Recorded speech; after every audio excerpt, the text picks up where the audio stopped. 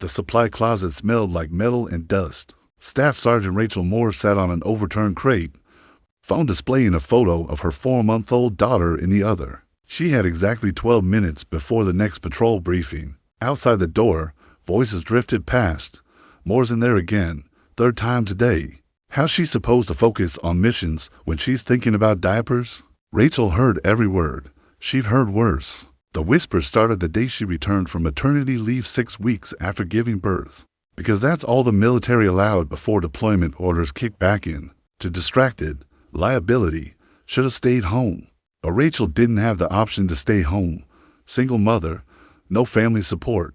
Military was her career, her income, her identity, and her daughter Lily, born premature, still fragile, needed her mother to be strong. So Rachel pumped milk in closets, stored it in the medical unit's refrigerator, shipped it home every week in insulated packages, hoping it would still be good when it arrived.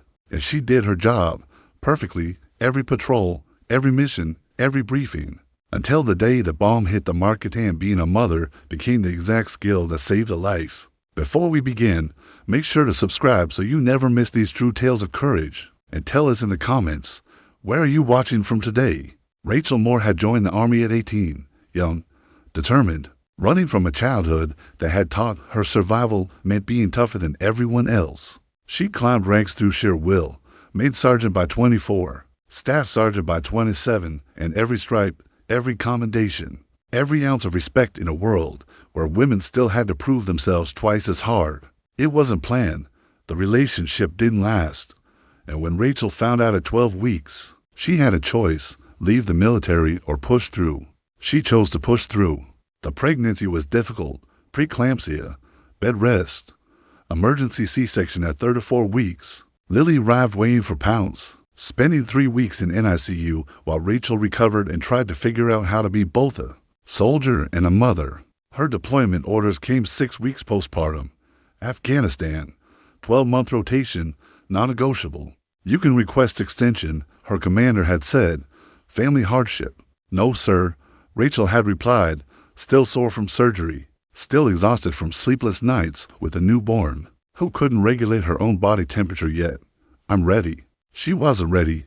Nobody could be ready to leave a 3-month-old baby for a year. But she had no choice, no partner to help, no parents to lean on, just a sister back home who agreed to take Lily, who sent photos every day that Rachel stared at until her eyes burned. The other soldiers noticed immediately. Rachel, always focused, always sharp, now checked her phone during every break, pumped milk 3 times a day, disappearing into closets and empty rooms, kept Lily's photo taped inside her locker. She's not all here, Corporal Jensen muttered during a briefing where Rachel had been checking her phone. Cut her some slack, Sergeant Williams replied.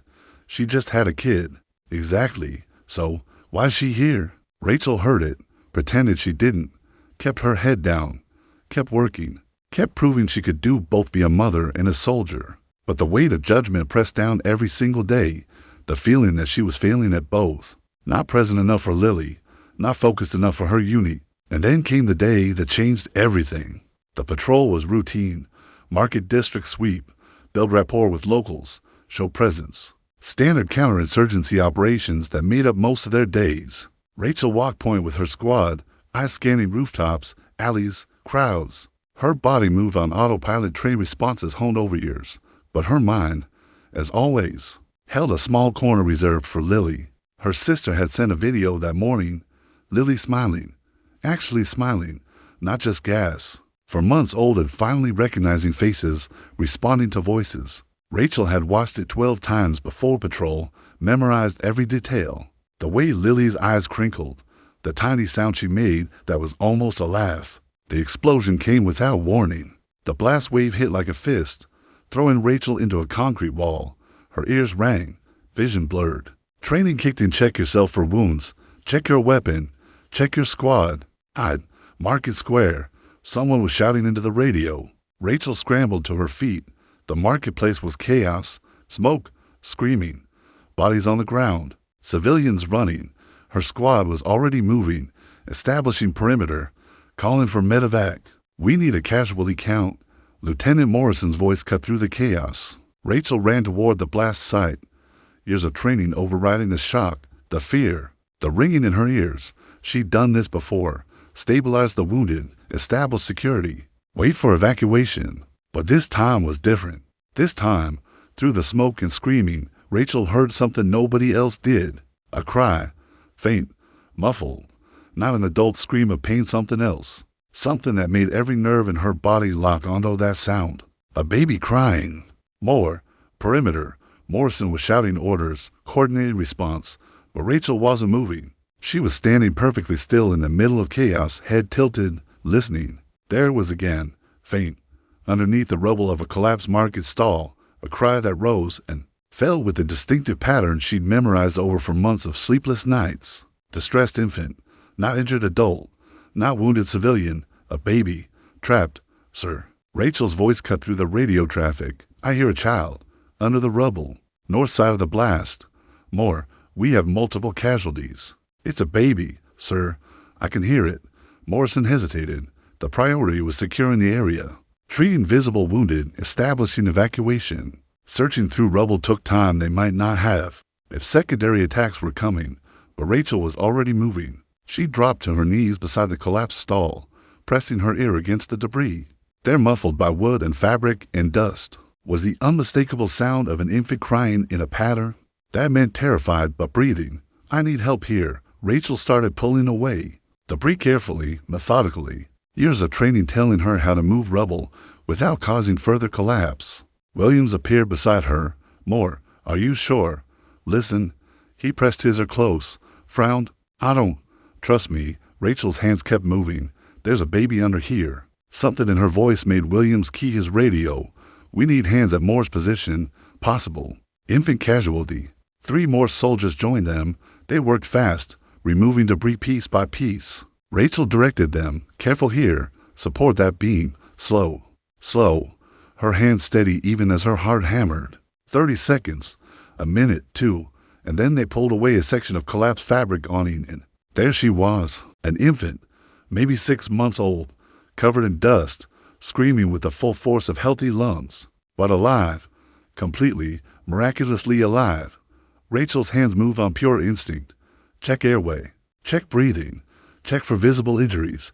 The baby was terrified, dehydrated, probably bruised but breathing, responding, very much alive. I've got her, Rachel said softly, cradling the infant against her chest. The baby's screaming softened to whimpers as Rachel's hand supported her head the way she'd done 1,000 times with Lily. I've got you. You're safe. Morrison appeared beside her, staring at the child in Rachel's arms. How did you? I'm a mother, sir. Rachel's voice was steady, but her eyes were bright. I know what a baby sounds like when they're crying. Around them, the squad had gone quiet. Every soldier who'd whispered about Rachel being distracted, about her focus being divided, about her not being fully present, they were all watching. Because the distracted soldier had just done what none of them could. She'd hurt a life that needed saving, and she'd saved it.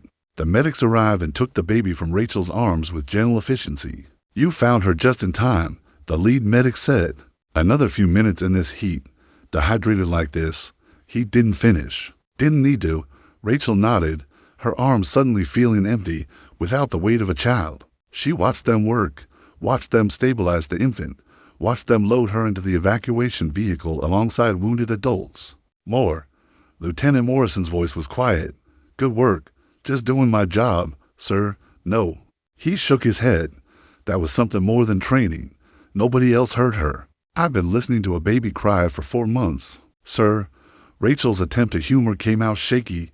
I know the sound. What she didn't say, what she couldn't say in front of her squad, was that for one terrible moment, the baby under the rubble had been Lily. Every maternal instinct, every protective impulse, every sleepless night spent responding to cries had condensed into pure action. She'd saved that child, because she couldn't bear the thought of any mother losing their baby the way she feared losing hers every single day of this deployment. That night, back at the FOB, Rachel sat in the rec room while other soldiers watched a movie. She held her phone, staring at the video of Lily smiling, and finally let herself cry, not because of the blast, not because of the danger, but because for 4 months she'd been convinced that being a mother made her weaker as a soldier.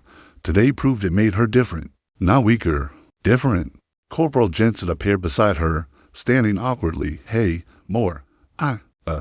He struggled for words. That thing you did today with the kid, that was really something. Rachel looked up, wiping her eyes. Thanks. I said some stuff about you being distracted. About. He stopped. I was wrong. I'm sorry. It's okay. No, it's not. He sat down. I don't have kids. Didn't get it. But today, you saved a life because you're a mom. Not despite it. Because of it. Rachel nodded, throat tight. Her name's Lily. My daughter. She's 4 months old. Can I see? Rachel turned the phone. Jensen studied the photo, then smiled. She's got your eyes. Gonna be tough like her mom. I hope so.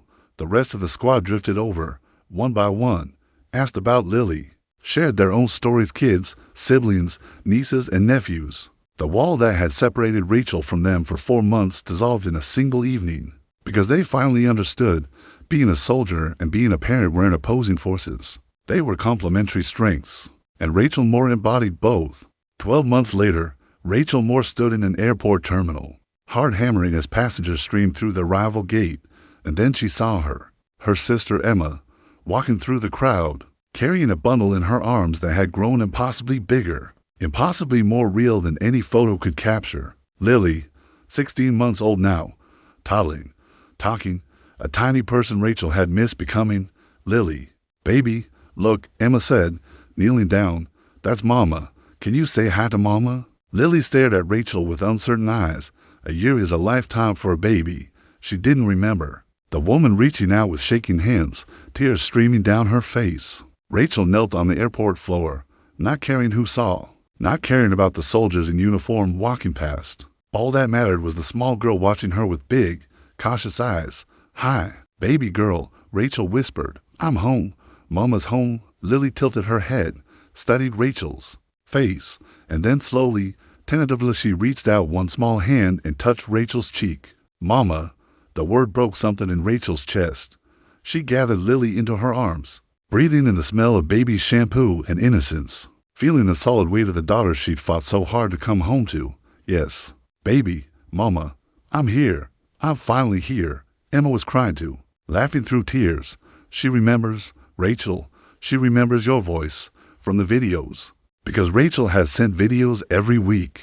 Her voice reading books, singing songs, saying I love you over and over so Lily would know, would remember, would understand that even across the world, her mother never stopped being her mother. Later, after Emma left, after Lily fell asleep in Rachel's arms in the small apartment they'd rented near base, Rachel sat in the quiet darkness and let herself feel everything she'd held back for 12 months. The fear, the loneliness, the guilt, the pride. She'd been to people this year, a soldier and a mother, and she'd learned that being both didn't make her half of each. It made her whole.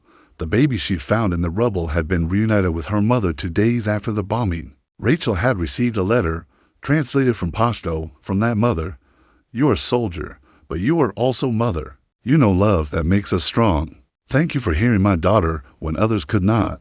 May your own daughter know such love. Rachel kept that letter in her locker. Read it on hard days. Remember that being a mother hadn't made her weak. It had made her capable of hearing what others couldn't, of fighting for what others might have missed, of loving so fiercely that it extended beyond her own child to every child who needed saving. Strength isn't choosing between who you are. It's embracing all of it. The soldier, the mother, the person who carries multiple worlds in their heart and refuses to diminish any of them. Rachel Moore proved that the instincts that make us parents, the listening, the protecting, the refusing to give up, are the same instincts that make us heroes. Subscribe so you never miss these stories of courage in all its forms. Tell us in the comments what part of yourself have you been told to hide? Sometimes our greatest strength is the part others call a weakness.